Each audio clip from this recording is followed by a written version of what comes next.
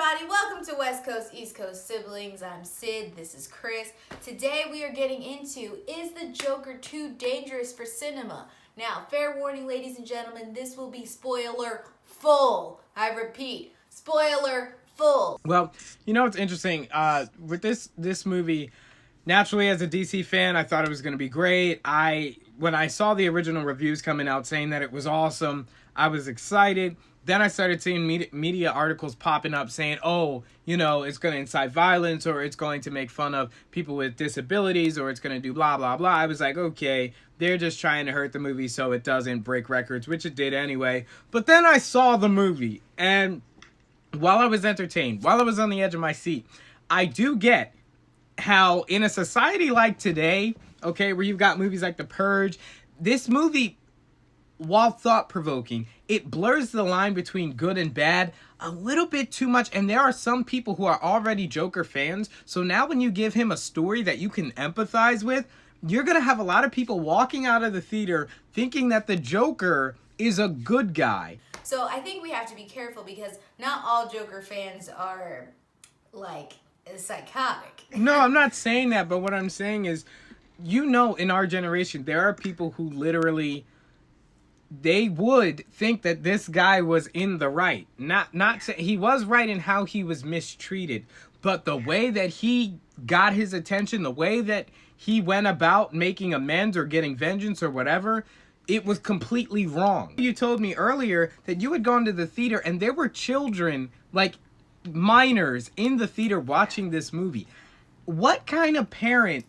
Yeah, I don't know. That was so weird. It was like, where's your mom, kid? There were at least like 2 or 3 of them in the middle of the day went to see the Joker. I don't even know where their mom was. Their mom there? They're dead? Do they have a mom? Where are your parents? If you're a parent, you're without excuse. There were several warnings. I mean, they had local police departments on high alert. Some movie theaters were not even letting people into the theater if they had clown makeup or anything of the sort.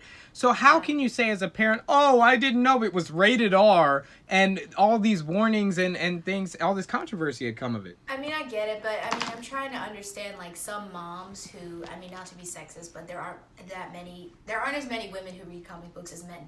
Okay, so you got some moms who are like, oh, sexist, evil. Shut up. So you got some moms who are like, oh, like, it's another superhero movie, like, you know, Avengers or like Captain America. But it's on the news. That's not an excuse. Deadpool was rated R, and, you know, my kids saw that. I mean, your kids shouldn't be seeing rated R movies. But, yeah, I don't know. There's no I'll excuse. tell you one thing. The most disturbing thing for me about that movie was the audience's reaction to different things. For the most part, the audience reaction, and I think this is a correct reaction for the audience to have, was silence. Because it was very engaging, it was very good, but for me, I was uncomfortable. I was like, this is weird. It was weird. But there were some people who were laughing at moments. Well, I mean, also they tell people in the theater to be silent, so. But you know what I'm saying? Like, they were, like, people did not laugh. People were quiet for the most part. People didn't even laugh when he walked into the door. I was the only person who laughed at that was funny. My whole theater erupted. And it's interesting because we can kind of gauge both sides of the country, me being in Boston and you being in LA. So that was a moment that got a lot of laughs, but you were the only one who laughed, especially with kids in the theater? Yeah, I was the only person who laughed at that. But the kids laughed at the other stuff. Like, there was a lady who laughed in the scene where he kills the guy and the little person is there and sees it. I don't know what. Some people have the same issue that the Joker had, and that they laugh when things are uncomfortable. But she was laughing. And then the minors who were in the theater, they were laughing when he got beat up at the beginning of the film. See, and I don't get that. No, those things aren't funny. Yeah, you can't laugh at stuff like that, but it's that level of immaturity that would make someone think, okay, maybe this is not a movie we want to be showing to young people because they don't even understand what's happening. Anyone who would laugh at someone with mental disabilities getting beat up. Now, of course, in the movie, the kids didn't know that he was just a clown with a sign. But people going to see that movie, unless they're living under a rock, they know what's been said about this movie. They know they're going to play up the disability. They know all of these things. So to go into a theater and laugh at scenes like that is disgusting, quite frankly. I don't know why you would laugh at somebody like that. Yeah, I thought that was pretty awful too. And I think you're right in that they do kind of play the Joker in this movie as a victim of society's indifference to people with mental health issues. And I understand why they chose that. That's an easy thing to empathize with, and it makes everyone else who doesn't have a mental illness issue suddenly feel like an awful person, because you're like, oh my gosh, have I done that? Have I been that person? You know, maybe not to that extent. So I get why they chose it. I just think it's a little dangerous when you are victimizing a psychotic evil villain. And that's the thing. It's that he's the Joker. If this was just a one-off character study that was unrelated to the DC character Joker, it would be different. It would be like American Psycho or something crazy like that. But when you have a character who has such a lineage, so much history, so much heinous crimes and murders that he's committed, and then you give him this empathetic origin story, and they're going to empathize. There will be people who will be like, oh, well, you know, based on what I saw in that movie, you know, he's just acting out because of what happened to him. Now, I don't know about you, but I do think the movie did a good job of showing that, and maybe this was just me because I have a very strong sense of right and wrong. Yeah, you're so strong. So strong. I think they did a good job of showing that he was wrong. Now, I don't know if that was I don't think so. Sitting with Murray and talking, and he says all these things, and then he just shoots Murray. I don't think they said he was wrong. No, but it was clear that he was unhinged, and what he was doing was not right or good.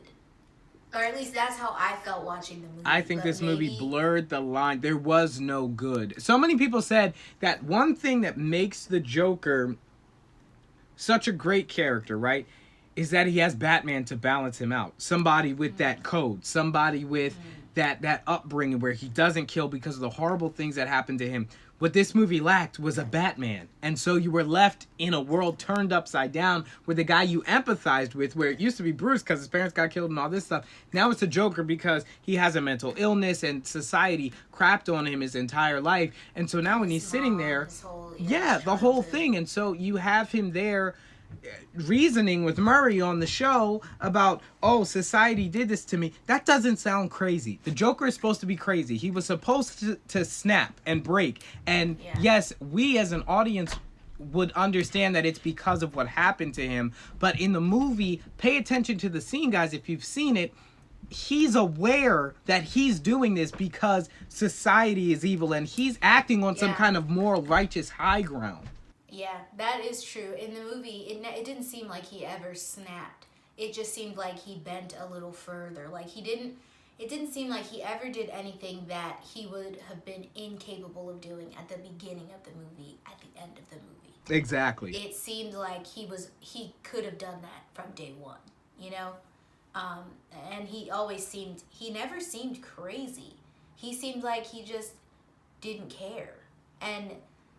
But he always seemed that way. As far as is the movie too dangerous for cinema, I'm going to go ahead and say no. There shouldn't be any movies that we are afraid to watch and have serious discussion about mature topics. I think it's a little irresponsible to combine it with kids' characters generally because they do come from a comic book origin. Make sure that you know the Joker is an evil character before watching this movie, and also that the Joker historically has never had a real origin. He's had several different ones. I think it's dangerous for malleable minds. I think if you are not mature enough to handle, I think you need to know what's right and what's wrong before you start watching different things that sort of blur the lines between the two, because you can get easily mixed up.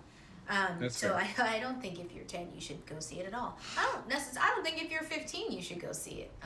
There are some 30-year-olds who shouldn't go see it. Yeah, I really do think that there's some stuff in there that every person has to deal with individually and know how they feel about it before they go see the movie. But is it too dangerous for society? I don't think any movie can ever be too dangerous for society. Anyway, guys, that's it for this video. Let us know what you thought in the comments below. Do you think the Joker is too dangerous for cinemas? Like this video if you like this video. Also, be sure to click that bell and subscribe so you can find out when more videos like this one are coming out. Also, Basement with Zach did a cool episode on the Joker as well, so we'll probably put a link to that down in the description. Anyway, guys, this has been SIBZ. Thank you guys so much for watching. We'll catch you in the next one. Peace.